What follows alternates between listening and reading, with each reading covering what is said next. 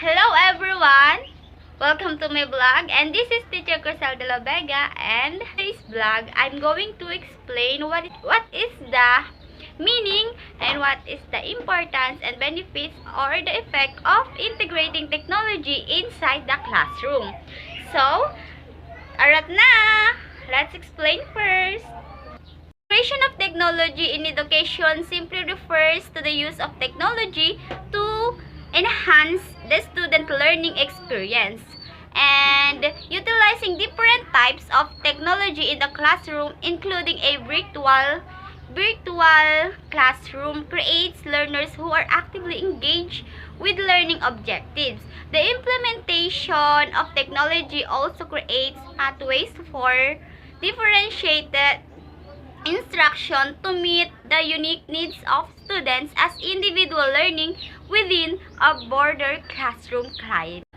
So next, I explain why is it important to integrate technology in the classroom. Teachers often find success when they present the opportunity to use technology in the classroom. There are various benefits and effects when technology is used for educational instruction, and some may argue that not all of the effects are positive. Having infinite flow of information and entertainment available at any given time could be seen as a distraction.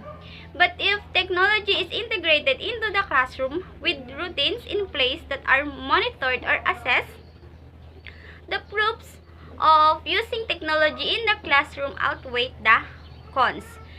So, yung important ng technology in classroom with there's have a effect na hindi naman lahat a positive. And also, of using technology in classroom, there's have a flow information to give the available of the entertainment of the teacher, making use a technology to help the students learn from what they tackle in the classroom. So, next, technology in classroom, the benefits and the effects of using technology inside the classroom.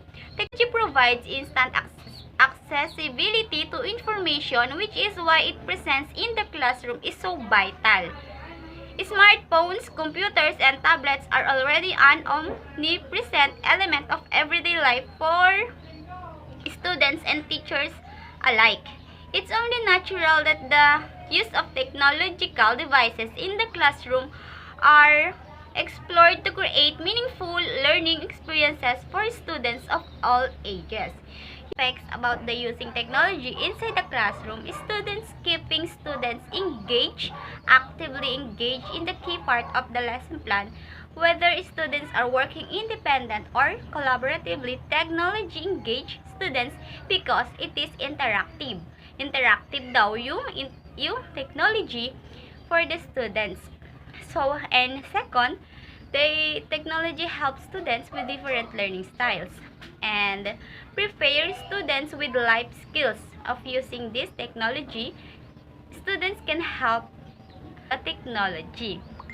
How to integrate technology in the classroom? There is a common misconception that the integration of technology in the classroom can be a financial burden for school districts. But students do not necessarily need their own tablets or laptops to succeed with technology.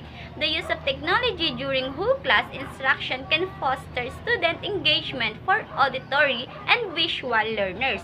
Integrating simple technologies, PowerPoint, games, internet homework, assignments, or online grading system can be difference makers in students' growth in the classroom.